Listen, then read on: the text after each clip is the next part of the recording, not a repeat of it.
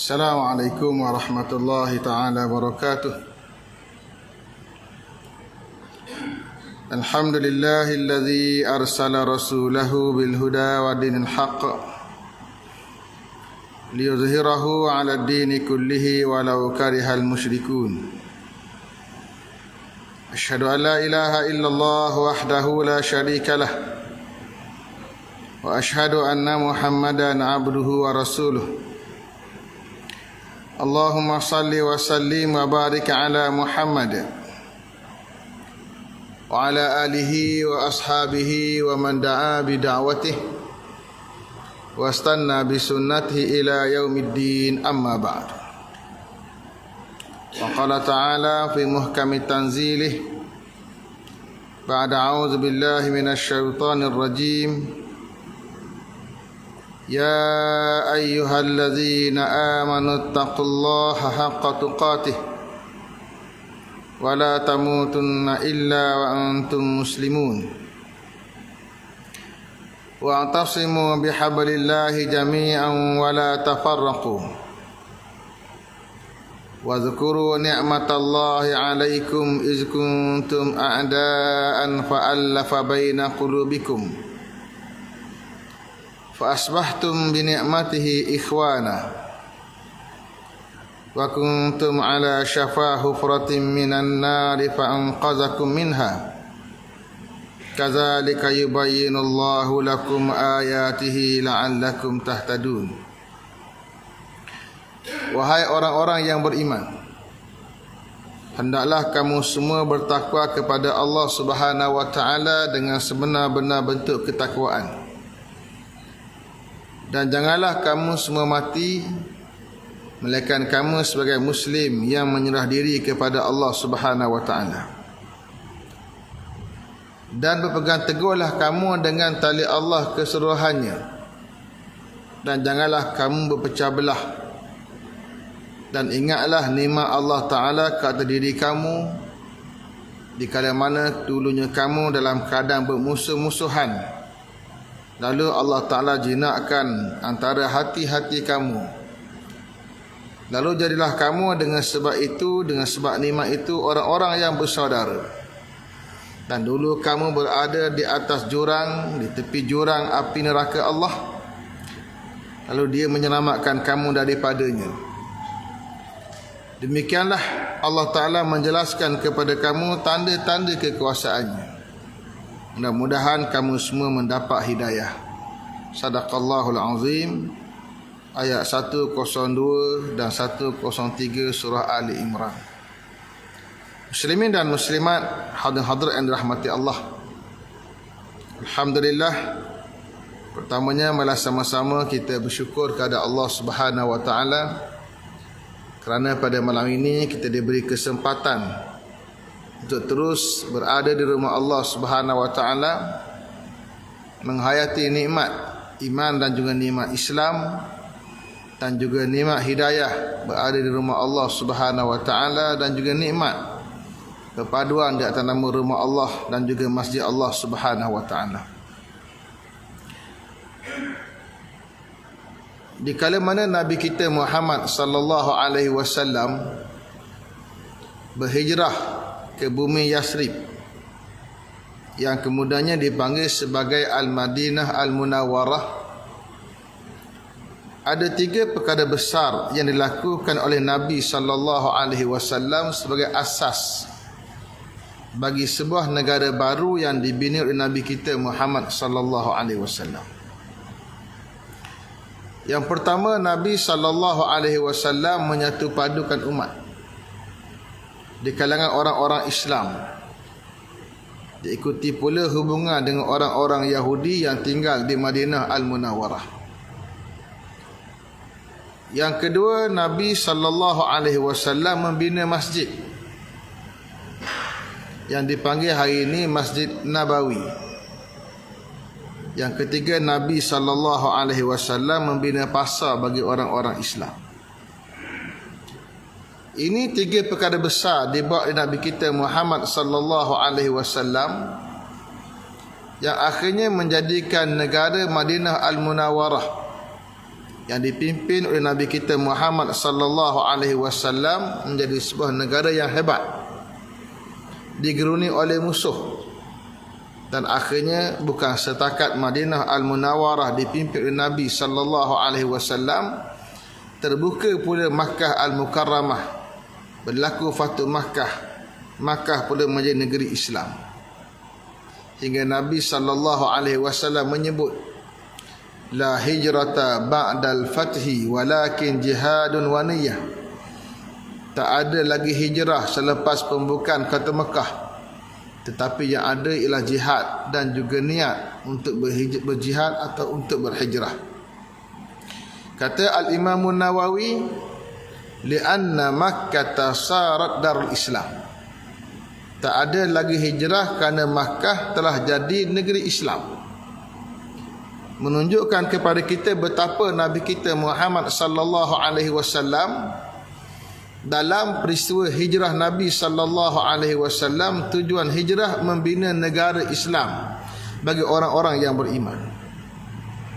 Bila Makkah pula telah jadi negeri Islam, maka tak ada lagi keperluan untuk hijrah ke bumi Madinah kerana Makkah telah jadi negeri Islam.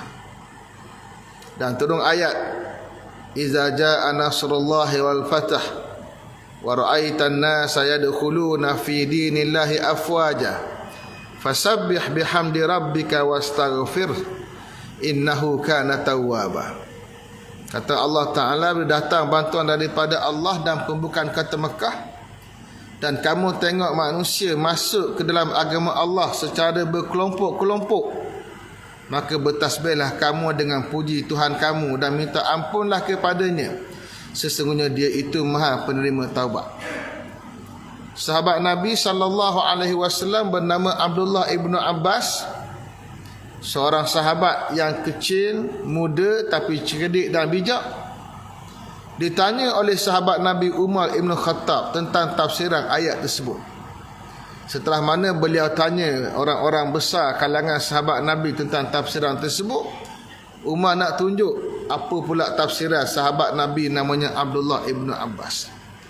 Kata Abdullah ibn Abbas, iza jaa nasrullahi wal fath wa ra'aitan nasa yadkhuluna fi dinillahi afwaja.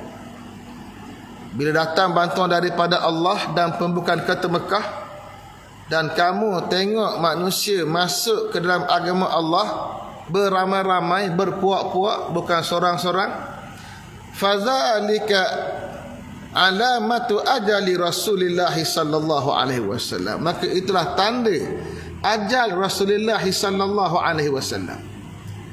Fasabbih bihamdi rabbika wastaghfirhu, lalu hendaklah kamu wahai Muhammad bertasbih, mensucikan Allah daripada segala bentuk kekurangan.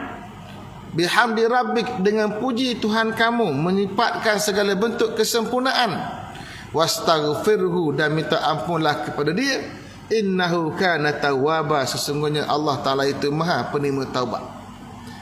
Artinya pembukaan kota Mekah menjadi kemuncak kepada risalah perjuangan Nabi kita Muhammad sallallahu alaihi wasallam.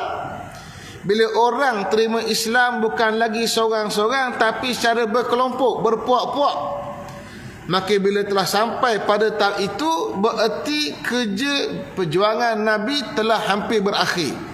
Maka itu tanda ajal Nabi akan tiba, kata Abdullah ibn Abbas. Maka para sahabat Nabi yang lain menyebut, tidaklah kami dengar tafsir yang benar melainkan apa yang disebut oleh Abdullah ibn Abbas.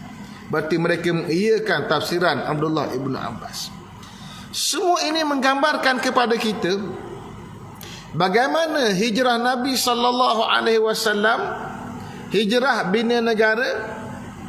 Bila hijrah bina negara berlaku, kemuncaknya akhirnya dapat lagi negara Makkah Al-Mukarramah jadi negara Islam. Orang terima Islam beramai-ramai, maka selesai tugasan Nabi sallallahu alaihi wasallam. Maka apa yang nak kita tengok ialah macam mana Nabi sallallahu alaihi wasallam bina sebuah negara, yang akhirnya negara itu dalam masa yang singkat, tak sampai 8 tahun telah berjaya buka kota Mekah, dan kemudian Islam tersebar luas ke seluruh semenanjung tanah Arab, semua bermula dengan sebuah negara yang kecil tetapi dibina pasaknya dengan kuat oleh Nabi kita Muhammad sallallahu alaihi wasallam. Yang pertama dibuat oleh Nabi kita Muhammad sallallahu alaihi wasallam yang menyatukan umat. Orang-orang Yasrib. Yasrib nama lama Madinah. Dulu dipanggil Tibah atau Tayyibah. Yasrib, bumi ini diduduki oleh orang-orang Arab, dua suku yang besar, dua kabilah yang besar. Satunya Aus, satunya Khazraj. Kedua-dua mereka datang daripada Yaman, tempoh yang panjang, ratusan tahun. Orang-orang Yahudi juga penduduk negeri Yasrib. Mereka orang yang datang daripada bumi Syam. Mereka baca Taurat, mereka baca Injil. Difahamkan pada mereka akan lahir Nabi akhir zaman di tempat namanya Tibah, itu Yasrib. Maka mereka berhijrah beramai-ramai. Ada 3 kabilah besar orang Yahudi berhijrah ke negeri Yasrib: Banu Quraizah, Banu Qainuqa, Banu Nadir. Kalau kita lihat sejarah, mana yang sampai dulu? Adakah orang Arab yang duduk di Yasrib ataupun orang Yahudi? Berlaku khilaf. Kata sebagian besar, orang Arab datang kemudian, yang Yahudi datang dulu memakmurkan bumi Yasrib. Datang kemudian orang-orang Aus dan Khazraj, bilangan mereka lagi besar berbanding orang-orang Yahudi. Maka merekalah penduduk bumi Madinah. Tetapi orang Aus dan orang Khazraj, dua bangsa Arab ini sentiasa bertelingkah. Yang paling akhir berlaku peperangan yang panjang, diriwayatkan oleh pengkaji-pengkaji sejarah 120 tahun lamanya. Walaupun berlaku khilaf kalangan mereka apa punca pada pertembungan. Ada riwayat menyebut puncanya kerana berebut tempat untuk binatang-binatang mendapat minuman, berebut tempat air. Ada pula kata disebabkan seekor kambing. Ada pula sebut disebabkan pembunuhan seorang hamba kepada seorang laki-laki pimpinan orang-orang Khazraj. Maka berlaku pertembungan yang panjang 120 tahun, bukan masa yang pendek. Sedangkan di kala itu orang Yahudi, 3 puak Yahudi, mereka tidak berpecah, mereka bersatu hati. Maka mereka menguasai bumi Madinah, bumi Yasrib dari sudut ekonominya. Berarti orang-orang Yahudi menjadi bangsa yang menguasai ekonomi, menguasai alam perniagaan. Orang-orang Arab, Aus dan Khazraj, mereka ini bertelingkah, tak sempat nak urus perniagaan, dan mereka bukan ahli perniagaan. Berbeza dengan orang-orang Arab Quraisy, mereka ahli perniagaan. Maka dikala umat bertelingkah, dua bangsa Arab bertelingkah, ada bangsa lain yang tidak bertelingkah, mereka boleh menguasai ekonomi sebuah negara. Maka bila Nabi SAW tiba, yang awal Nabi buat, satukan 2 puak ini. Dan perbincangan nak satukan 2 puak berlaku awal lagi. Pada awal 6 orang yang datang jumpa Nabi SAW untuk beriman dengan Nabi. Nabi pergi kawasan Mina, membuat seruan dakwah. Ketika mana orang ramai, orang Arab datang membuat ibadah haji berdasarkan agama Nabi Allah Ibrahim. Man yu'wini hatta uballigha risalati rabbi falahul jannah. Siapa yang nak beri perlindungan kepada saya hingga saya boleh menyampaikan risalah Tuhan saya, maka baginya syurga. 6 orang pemuda Yasrib beriman dengan Nabi SAW. Lalu kata mereka, kami yang 6 tak cukup. Di sana kelompok yang besar lagi, kalangan kami ini ada pertembungan. Kena satukan mereka dulu. Maka Nabi buat janji nak jumpa lagi mereka tahun depan. Maka tahun depannya turun 12 orang, isna asyara naqibah. 12 orang yang dianggap naqib, ketua-ketua bagi pemuka-pemuka orang Aus dan Khazraj, datang jumpa Nabi SAW, masuk Islam, buat bai'ah dengan Nabi SAW yang dibai'atun nisa. bai'ah untuk tidak syirik kepada Allah Ta'ala, bai'ah untuk tidak mencuri, tidak merampak, tidak membunuh, tidak mereka-reka cerita terhadap manusia. Ini bai'ah awal. Dan dalam perbincangan itulah dibincangkan tentang kesatuan antara dua puak Aus dan Khazraj. Kerana kata mereka, selagi Aus dan Khazraj tidak disatukan, maka nanti Nabi SAW nak berhijrah ke negeri Yasrib, tidak ada kekuatan yang boleh melindungi Nabi SAW, kerana orang Arab berpecah. Maka dijanjikan setahun kemudian datang lagi ke negeri Makkah, datang semula ke kawasan Mina, buat lagi pertemuan dengan Nabi SAW. Yang datang kali ini 70 orang lebih, mewakili puak Aus dan Khazraj. Kata riwayat 71, ada riwayat sebut 73, ada khilaf. Yang penting 70 ke atas. Dibuat bai'ah dengan Nabi SAW. Bayakna Rasulullah sallallahu alaihi wasallam ala sam'i wa ta'ah. Kami bai'ah Nabi sallallahu alaihi wasallam untuk dengar dan juga taat. Itu bai'ah kepimpinan sebelum Nabi hijrah. Fil usri wal yusr, ketika senang, ketika sukar, ketika senang. Wa fil mansyati wal makrah, ketika mana cergas, ketika mana sukar. Wa ala asaratin alaina, dalam keadaan kami mengutamakan Nabi berbanding kami. Wa alla nakhafa fil wa alla nunazi al amra ahla, kami tidak pertikaikan hak kepimpinan bagi orang yang berhak. Wa alla nakhafa fillahi laumata laim, dan kami bai'ah untuk tidak takut demi jalan Allah Subhanahu wa taala celaan orang-orang yang mencela. Ini bai'ah Nabi dengan 70 orang lebih, orang Aus dan orang Khazraj, menandakan kesatuan umat telah berlaku di bumi Mina, di hadapan Aqabah, tempat kita melontar jamrah. Maka baliklah orang-orang Islam Aus dan Khazraj atas nama Islam, balik ke negeri Yasrib, bersedia nak terima datang Nabi SAW. Orang Islam pun mula turun hijrah. Berlaku bai'ah pada bulan Zulhijjah. Penghujung Zulhijjah, orang Islam Mekah dah mula turun diam-diam. Masuk bulan Muharram turun lagi, masuk bulan Safar turun lagi. Kemudian akhir bila sampai bulan Rabiul Awal, hujung Safar, orang Quraisy tengok orang Islam mula kurang. Gimana? Maka rangka cerita berlakulah perancangan untuk bunuh Nabi SAW. Dan pada malam 28 Safar, Khamis malam Jumaat, Nabi SAW pun berhijrah ke negeri Yasrib.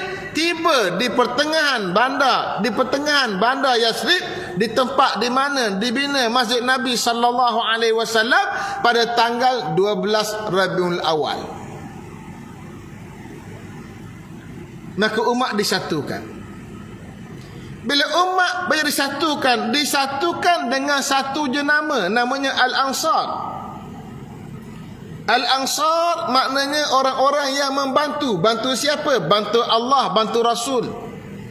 Maka seorang yang asal nasabnya Al-Khazraji di belakang, dia tambah jadi Al-Khazraji Al-Ansari. Kalau dia bernasab Al-Ausi, orang Aus, ditambah di belakang nama dia Al-Ausi Al-Ansari. Semua rasa bangga menisbahkan diri kepada satu sifat bantu Allah, bantu Rasul, jenama agama. Tak cukup hanya Aus dan Khazraj.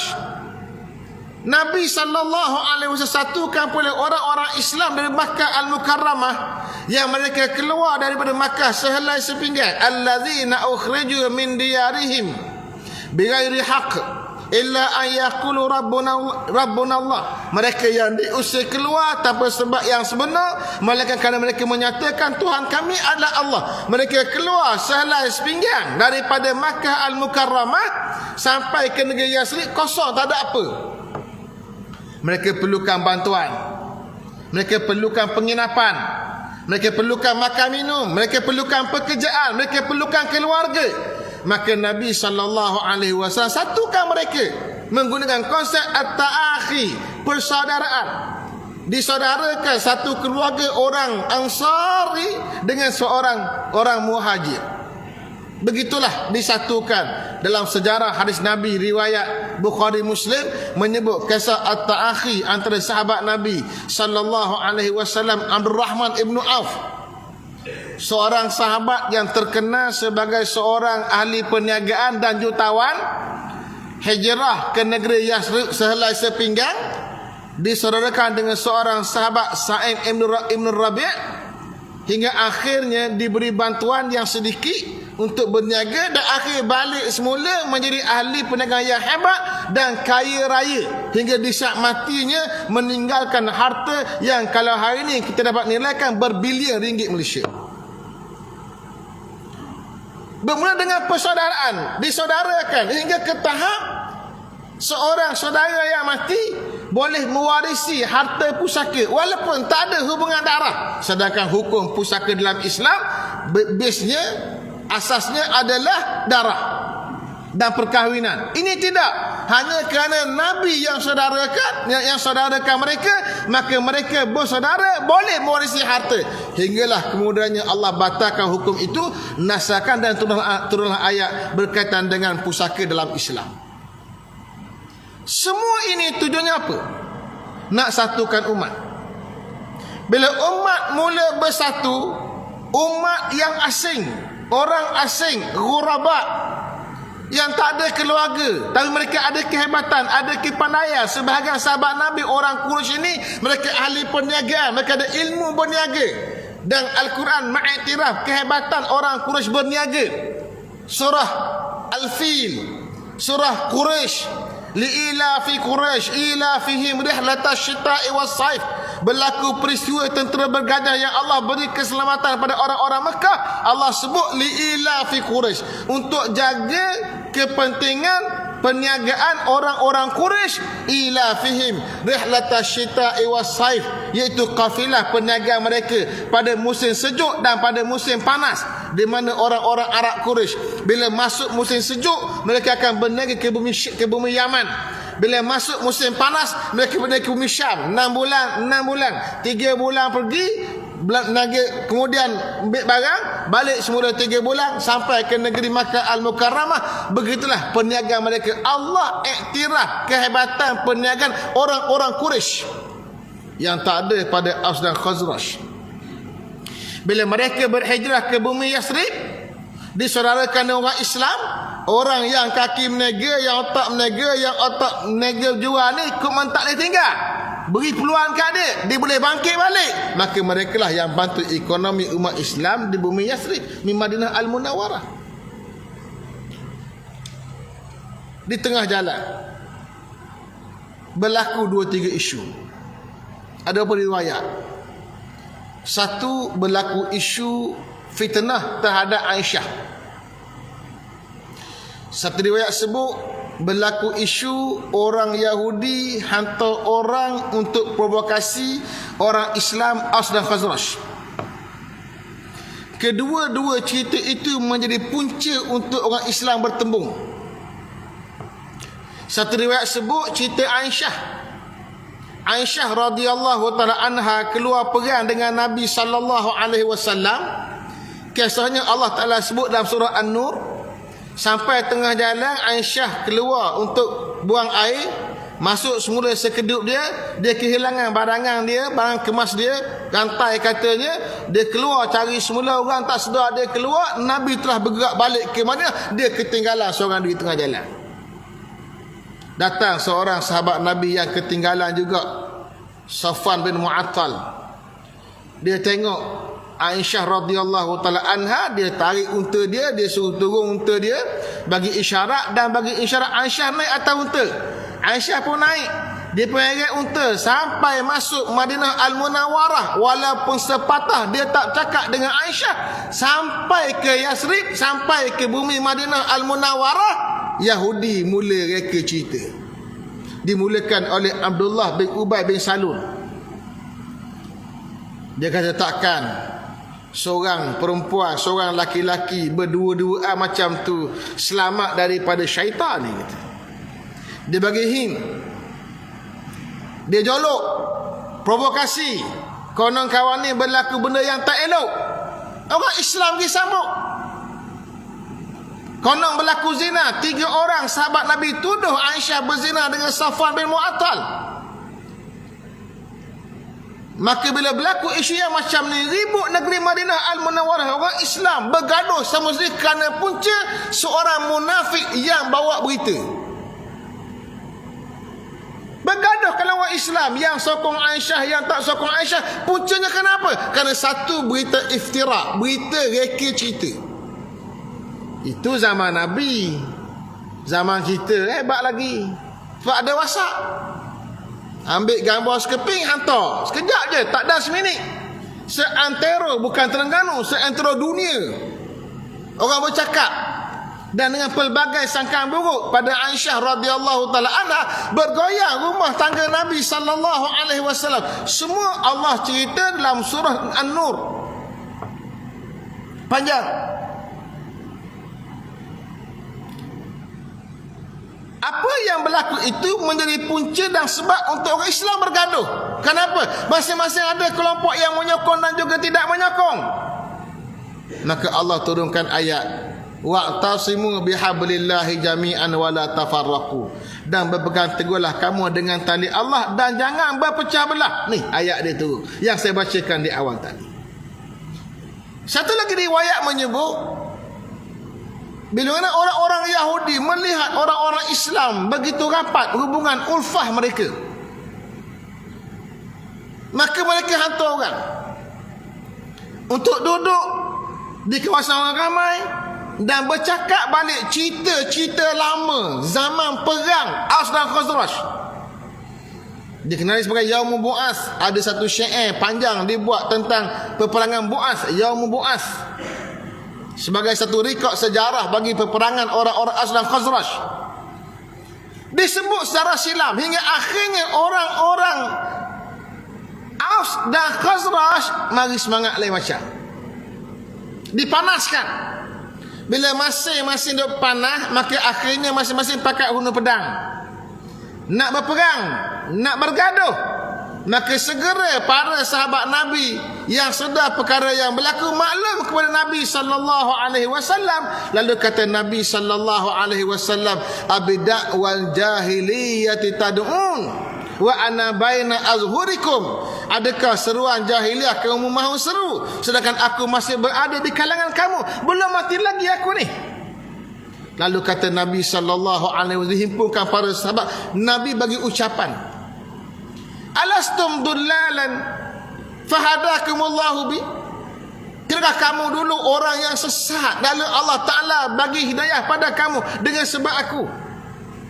Dulu kamu kufur, mensyirikkan Allah Subhanahu wa Ta'ala, dengan sebab aku kamu dapat hidayah. Nikmat hidayah itu nikmat yang besar. Lalu kata sahabat, bala ya Rasulullah, bahkan benar ya Rasulullah. Wa kuntum mutafarriqina fa'allafakumullahu bi. Dulu kamu berpecah belah, bercerai-berai, lalu Allah Ta'ala jinakkan kamu, hati sesama kamu dengan sebab aku. Aus Khazraj bertembung dengan sebab Nabi. Mereka terima Islam, disatukan umat. Tak ada lagi ta'assub qabali, tak ada. Lalu kata sahabat, bala ya Rasulullah, bahkan benar wahai Rasulullah. Wa kuntum alatan fa'aghnakumullahu bi. Dulu kamu orang yang miskin, orang Arab Aus Khazraj miskin, fa'aghnakumullahu bi, lalu Allah Ta'ala bagi kaya pada kamu dengan sebab aku. Kaya macam mana? Kaya dengan sebab orang Islam mula terlibat dengan perniagaan, kaya dengan sebab harta-harta berkembang menghasilkan zakat, kaya dengan sebab ada harta-harta rampasan perang. Kekayaan Allah berikan kepada orang-orang Islam yang sebelumnya mereka ketika belum Islam, mereka tidak kaya. Mereka badawi-badawi di padang pasir. Mereka tak kaya macam orang Yahudi. Allah bagi kaya dengan sebab aku, Nabi kata sebab bala ya Rasulullah, bahkan ya Rasulullah. Lalu turunlah ayat yang kita bacakan tadi, wa'tasimu bihablillahi jami'an wa la tafarraqu. Dahlah kamu pegang teguh dengan tali Allah dan jangan kamu pecah belah. pegang teguh dengan tali Allah. Tali satu perkataan merujuk pada sesuatu yang boleh menyampaikan kepada al-bughyatu wal hajah, yang menyampaikan kepada hasrat dan juga hajat. Hajatnya apa? Hajatnya mau bersatu. Dengan pegang tali Allah Ta'ala itu menyatukan mereka. Kenapa? Kerana ada kesatuan matlamat.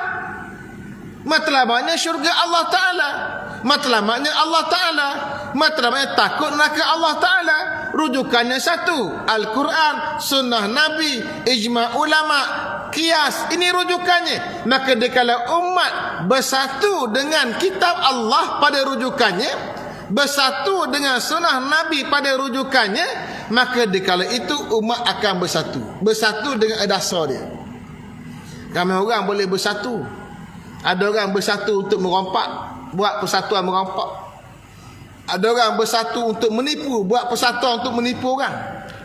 Ada orang buat persatuan untuk macam-macam benda. Tapi persatuan dan kesatuan yang digesa oleh Allah Ta'ala, kesatuan yang dasarnya Quran, hadis Nabi SAW menyatukan umat atas nama agama Allah Ta'ala.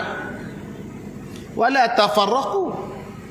Selepas dah pegang teguh tali Allah yang jadi sebab kamu bersatu, maka jangan lagi pecah belah. Wazkuru nikmatallahi alaikum. Ingat balik nikmat Allah Ta'ala pada kamu semua. Is kuntum a'da'an, dulu kamu dalam keadaan bermusuh-musuhan, fa'allafa baina qulubikum, lalu Allah jinakan hati-hati sama kamu. Bayangkan tuan-tuan, dua beradik yang bergaduh.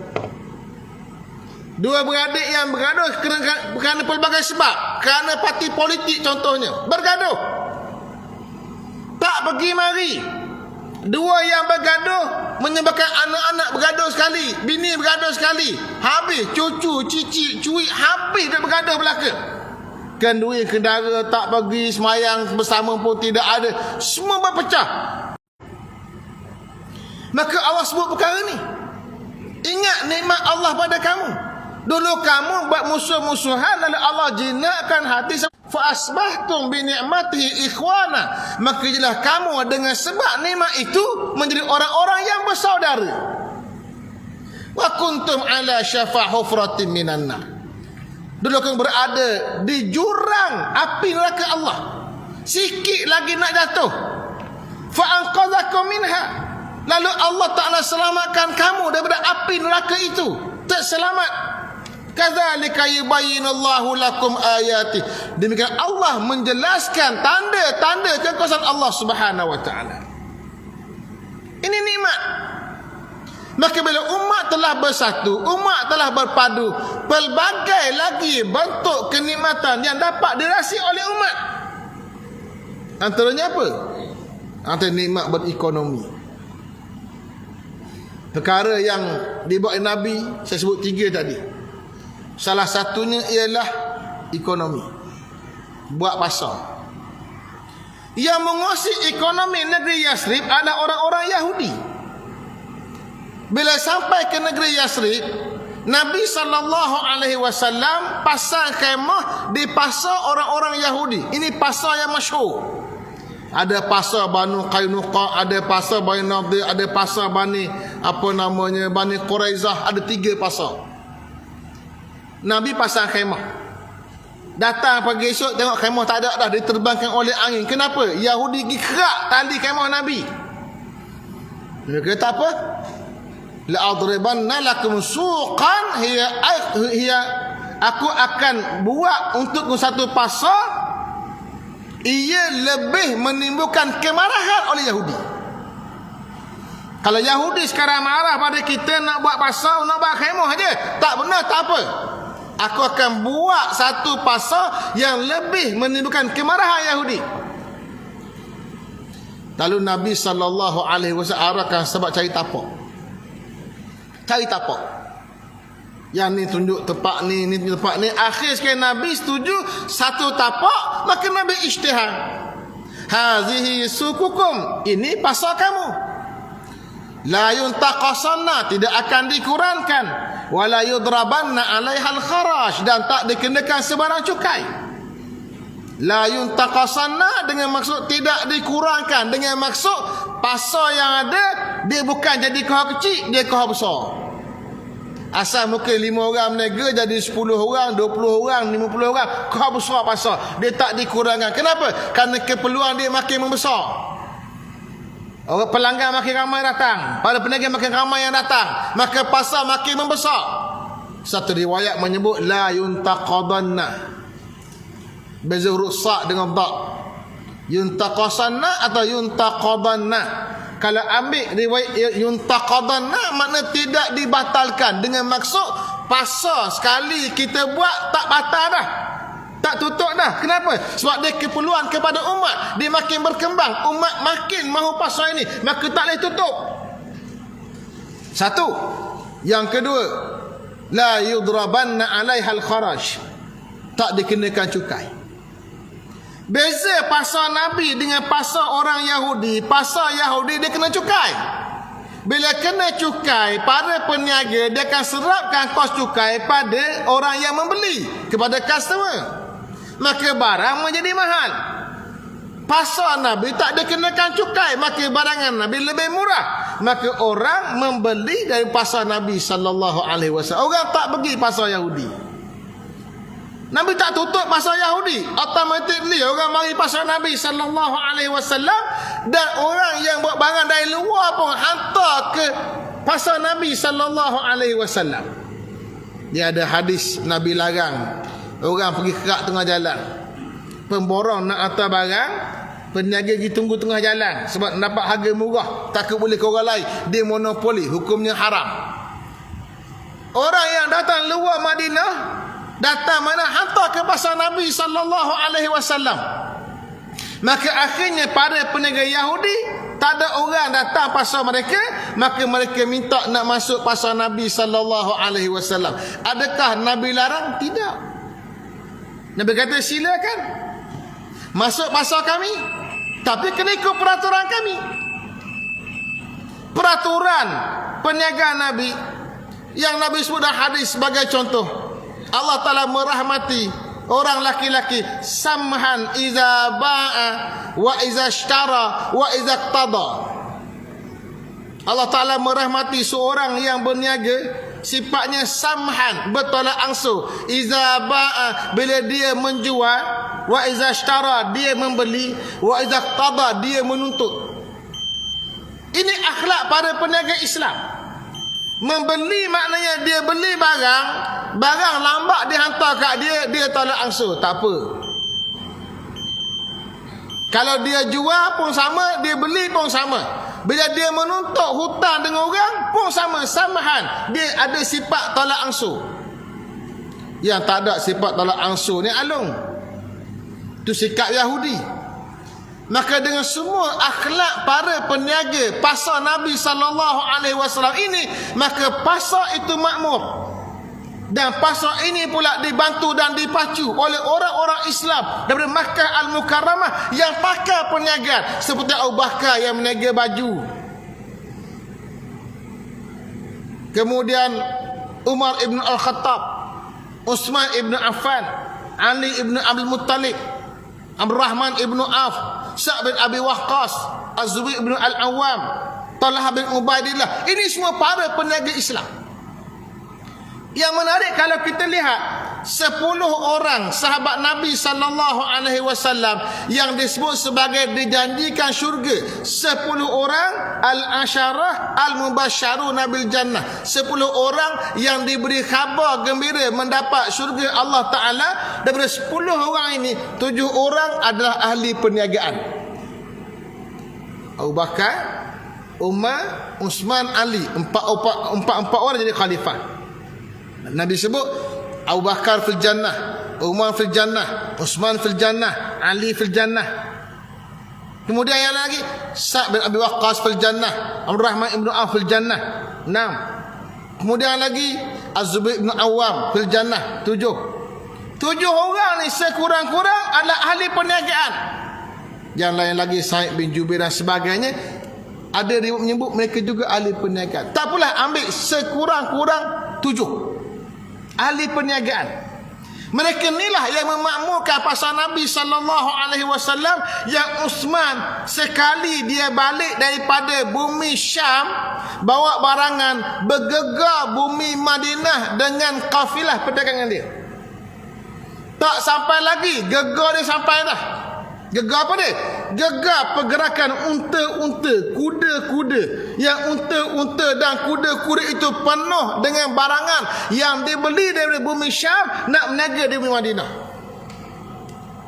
Samalah dibawa oleh Abdul Rahman ibn Auf, Sa'd bin Abi Waqqas, Talha bin Ubaidillah sebagainya. Ini semua orang-orang kaya perniagaan yang menyebabkan Nabi SAW berjaya menguasai ekonomi Madinah. Tuan-tuan, kuasa ekonomi orang Islam tidak akan tercapai melainkan dengan kesatuan umat Islam. Jadi kalau umat Islam berpecah, kuasa ekonomi milik orang lain. Jadi kalau umat bersatu, umat berpadu, perbekalan disatukan, modal disatukan, ruh ukhuwah persaudaraan disemat, dibaja dan disiram, maka dikala itu ekonomi umat berjaya kita bina. Dah lama kita bincang tentang ekonomi orang Islam di tanah air kita sendiri. Berpuluh tahun pelbagai dasar kita buat. Dasar ekonomi baru, dasar itu masih lagi belum, walaupun telah merdeka. Tempoh yang sangat panjang, 70 tahun lebih. Tetapi equity orang Melayu Islam belum menjangkau 30%. Di mana punca? Di mana masalah? Punca kerana umat Islam tidak bersatu. Masing-masing ada kepentingan kelompok tersendiri.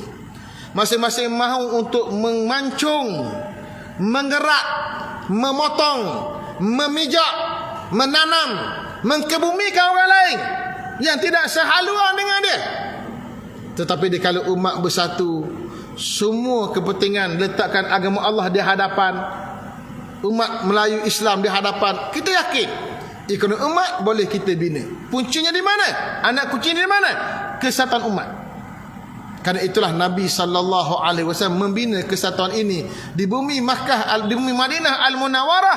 Bina kesatuan umat, bina kekuatan ekonomi umat. Dua, kalau kita bincang tentang perniagaan ekonomi, dalam Islam diajar tis'atu a'syari rezeki minat tijarah, 9/10 rezeki datang dari perniagaan. Kita di alam Melayu kita, anak-anak kita diajar takut untuk berniaga. Kita ajar anak-anak kita, kita kata awang pergi belajar rajin-rajin kat sekolah, masuk universiti, nanti boleh kerja elok-elok, kerja dengan orang, kerja kerajaan, ada pension, ada kredit SP. Itu yang kita ajar anak-anak kita. Kita tidak ajar mereka awam pergi belajar rajin-rajin, masuk universiti, cari ilmu perniagaan, habis mengaji, pergi berniaga. Tak ada. Mereka segelintir. Kalau ada anak-anak yang minat untuk berniaga, mak ayah akan menakut-nakutkan dia. Mu ada pengalaman dah. Mu ada modal dah. Kau mampu tengah jalan kan, modal kecil-kecil. Ada pula yang akan menghina. Mu ngaji tinggi-tinggi universiti, nak pergi jual burger berjalan, jual cendol berjalan. Diperkecilkan, dipatahkan semangatnya, menyebabkan orang-orang Melayu Islam tidak ramai yang mahu terlibat dengan perniagaan. Mereka hidup senang, comfort zone, rasa selesa, bekerja dengan orang semata-mata, tak mahu maju ke depan. Sedangkan orang di luar datang ke tanah Melayu kita ini, kutip duit dan buat duit. Orang daripada India, Muslim, datang Malaysia, bina perniagaan kedai mamak. Orang-orang Bangla mari Malaysia, mereka buka kedai, buat welding, buat besi, buat perabot, buat itu, buat ini, semua.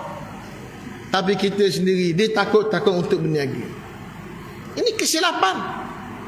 Kesilapan. Kalau kita nak jadikan umat bangkit satu hari nanti, pemikiran ini mesti kita betulkan. Perniagaan 9/10 rezeki datang dari perniagaan.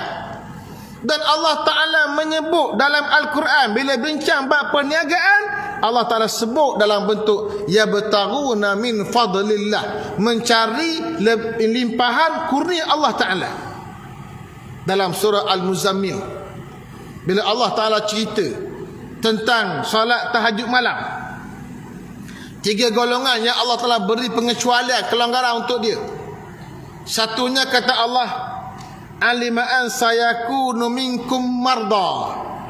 Allah Ta'ala tahu kalangan kamu ada orang sakit. Bila sakit tak boleh bangun malam.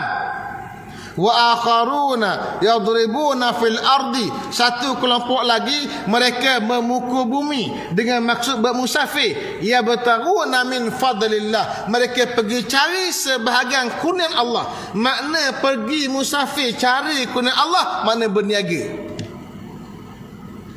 Wa akharuna yuqatiluna fi sabilillah. Satu kelompok lagi mereka berjihad di jalan Allah Subhanahu wa taala.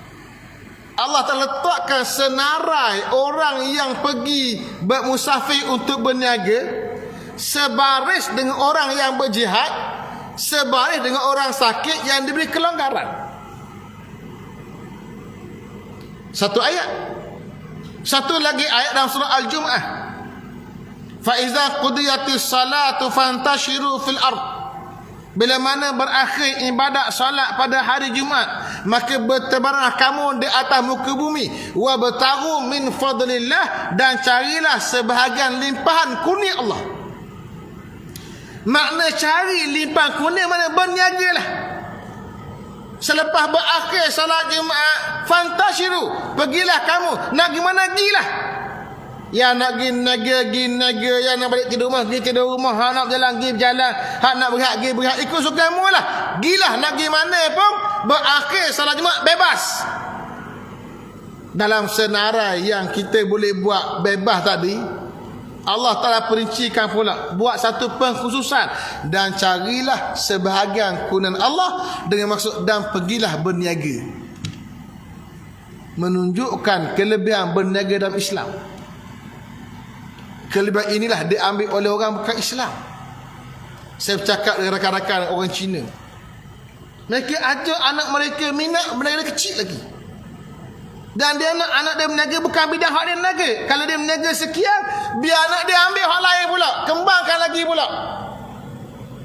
Kalau dia tu kaya, jutawan, dia nak anak dia billionaire pula. Kita bila jutawan, nak anak kita bawa sikit jutawan tu. Tak nak bersuara dari kita. Ini cara fikir. Maka dengan merujuk pada ayat Quran tadi dan merujuk hadis Nabi tadi, fahamlah kita bahawa antara perkara besar bagi sebuah negara ialah membina jati diri untuk menjadi seorang ahli perniagaan. Yang ni yang kita kena bina, dan itulah kekuatan pada ekonomi umat. Dua.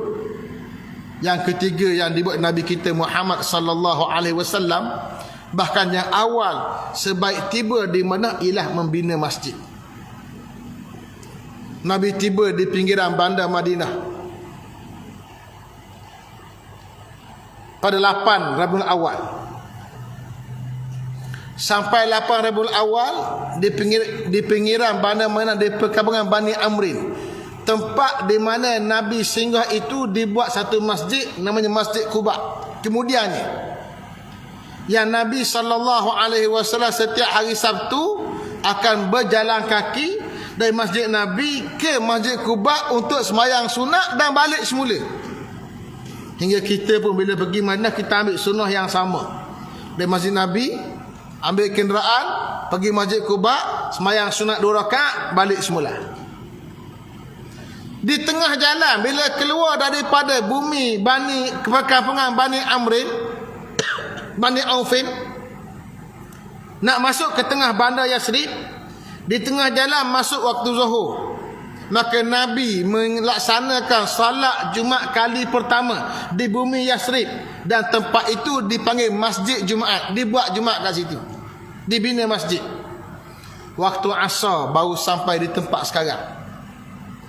Yang bila semua orang sibuk nak jadikan Nabi sebagai tetamu, Nabi kata, biarkan untaku berjalan, fa innaha ma'murah. Unta aku ni dipandu, diperintah oleh Allah Ta'ala. Maka bergeraklah unta. Sampai itu kawasan, dia pun duduk. Kata Nabi SAW, di sini rumahku, hahuna baiti, hahuna masjidi. Ini rumahku, ini masjidku. Bina rumah untuk penginapan, bina masjid untuk Tuhan. Itu pemula hijrah Nabi. Kita buat rumah siap-siap, masuk 2 tahun dah masjid tak ada lagi. Surau pun tak ada. Sampai-sampai buat masjid. Kenapa masjid? Masjid makna tempat sujud. Mana apa sujud? Wadu'un jabhati 'alal ardi, letak dahi di atas bumi. Dahi yang sifatnya atas kepala, tempatnya tinggi, tiba-tiba yang tinggi dan mulia itu diturunkan ke bawah, ke tempat paling rendah selaras dengan kaki. Itu tanda penghinaan diri kepada Allah Subhanahu wa taala. Manusia yang boleh letakkan dahi di atas bumi, tunduk sujud kepada Allah Subhanahu wa taala, ini orang yang sudah mampu membuang semua keegoan diri. Letakkan di hadapan Allah Subhanahu wa taala. Maka itu sujud. Masjidun tempat sujud, bukan tempat sujud seorang, tempat sujud jamaah. Bukan sujud dalam bentuk individu. Sujud secara jama'i dalam bentuk salat berjamaah yang difardukan kepada kita atau fardun al-kifayah 5 kali sehari semalam, dengan subuhnya, zuhurnya, asarnya, maghrib dan isyaknya, semua itu mauquta. Inna salata kanat 'alal mu'minina kitaban mauquta. Sesungguhnya salat itu, kata Allah Ta'ala, ke atas orang-orang yang beriman, merupakan kitaban, suatu kewajipan mauquta, yang ditetapkan masa. Allah Ta'ala bagi manusia sujud kepada Allah Ta'ala secara jama'i, secara bersistem, ikut waktu. Subuhnya manusia berhimpun sujud pada Allah, zuhurnya berhimpun pula sujud kepada Allah, asar pula sujud kepada Allah. Kalau subuh di awal kehidupan, pada waktu zuhur di pertengahan kehidupan, kekalutan bekerja, berehat sekejap, solat berjemaah, keluar balik bekerja sampai asar, tamatkan pekerjaan, balik sujud ke rumah Allah Subhanahu wa taala, balik ke rumah berehat dengan anak isteri, maghrib permulaan malam, datang balik sujud secara berjamaah kepada Allah Subhanahu wa taala, waktu isyak solat lagi berjemaah, dan akhir tidur dan balik semula kepada Allah Taala untuk bangkit di awal subuhnya. Allah sistemkan hidup. Maka kehidupan masyarakat yang bersistem seumpama ini, inilah yang menjaga keberkatan dan kerahmatan satu kampung. Di mana-mana kampung mesti ada orang hak nakal. Wa kadzalika ja'alna likulli nabiyyin aduwwa syayatinal insi wal jin. Demikian Allah jadikan pada setiap kampung itu, bagi setiap nabi-nabi itu ada musuh. Syaitan-syaitan kalangan jin, syaitan-syaitan kalangan manusia. Yuhi ba'dhum li ba'din zukhrufal qawli ghurura, yang sentiasa mengilhamkan kepada sama sendiri zukhrufal qaul, kata-kata yang sesat, kata-kata yang palsu, kata-kata yang merosakkan, wazura, dan kata-kata palsu. Akan ada golongan yang nakal, golongan yang jahat, tetapi ada masjid, ada kelompok di masjid. Inilah yang menjadi nukleus menyelamatkan manusia daripada kerosakan. Walaula daf'ullahi nasa ba'dahum li ba'd. Kalau tidak kerana Allah Ta'ala menolak hati sebagai manusia untuk menentang sebagai manusia yang lain, lahuddimat sawami, pasti akan dirobohkan gereja-gereja, wabiya'un, pusat-pusat ibadat orang-orang Yahudi, wasalawatun, tempat-tempat salat pribadi orang-orang Yahudi dan Nasara, wa masajidu, dan masjid-masjid yuzkaru fi hasmullahi katsira, yang disebut padanya nama Allah dengan banyak. Ayat ini diambil hujah oleh Dr. Yusuf Al-Qardawi rahimahullah. Allahu yarham. Masih ada lagi, sifatkan dengan sifat rahmat untuk diri dia. Yusuf Qaradawi memberi pandangan ayat itu memberi gambaran mempertahankan agama. Bukan hanya agama Islam, apa sahaja agama. Kerana manusia selagi dia ada agama, dia baik. Walaupun agamanya agama yang sesat pada akidahnya, dia pasti ada nilai kebaikan. Itu pendapat Dr. Yusuf Qaradawi. Kita ambil kaedah manusia Allah Ta'ala cipta, akan ada orang-orang yang mempertahankan masjid. Kalau sebelum masjid, orang-orang Yahudi, orang-orang Nasara, mereka ada sawami' wa bi'. Sawami' tempat ibadat orang Nasrani, bi' tempat ibadat orang Yahudi. Ada khilaf ulama kata sawami' tempat ibadat Yahudi, bi' tempat ibadat orang-orang Nasrani, terbalik. Salawat tempat ibadah persendirian mereka. Masjid tempat ibadah salat orang-orang Islam. Maka dengan ada orang yang mempertahankan institusi tempat sujud kepada Allah Ta'ala, yuzkaru fihi asmullahi katsira, disebut pada nama Allah dengan banyak. Bila ada kelompok ini, maka kerja-kerja amar ma'ruf nahi munkar akan sentiasa berlangsung. Itu kaedah dia. Sebab itulah Allah Ta'ala mentakdirkan, inna awwala baitin wudi'a lin-nas lallazi bi Bakkah mubarakah. Sesungguhnya rumah yang pertama dibina di atas muka bumi Allah Subhanahu wa taala untuk manusia yang ada kat Makkah. Bakkah itu apa dia? Masjid Haram, Kaabah.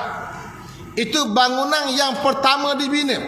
Ulama khilaf, adakah ia maksudnya bangunan yang pertama dibina secara itlaq ataupun bangunan ibadat yang pertama dibina. Itu khilaf ulama. Yang penting gambarannya, rumah Allah Ta'ala dibina yang awalnya di mana? Bakkah atau Makkah.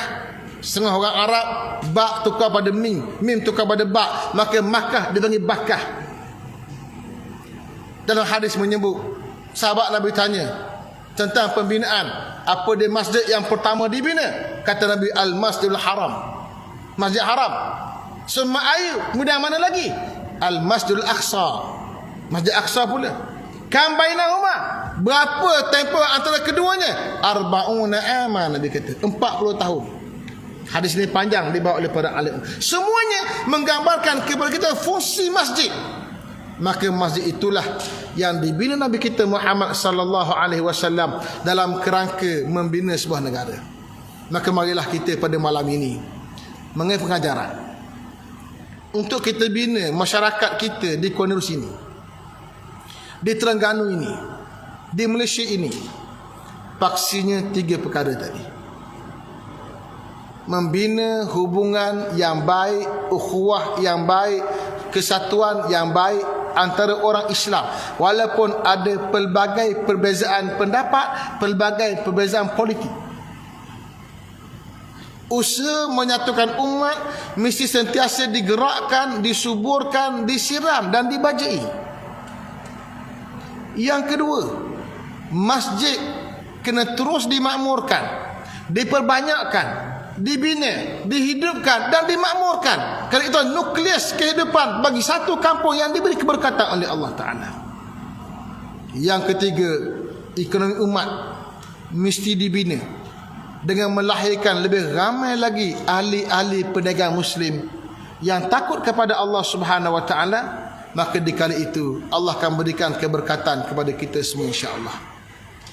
Aqulu qali hadza wa astaghfirullahal azim li wa lakum. Wassalamualaikum warahmatullahi taala wabarakatuh. Waalaikumsalam.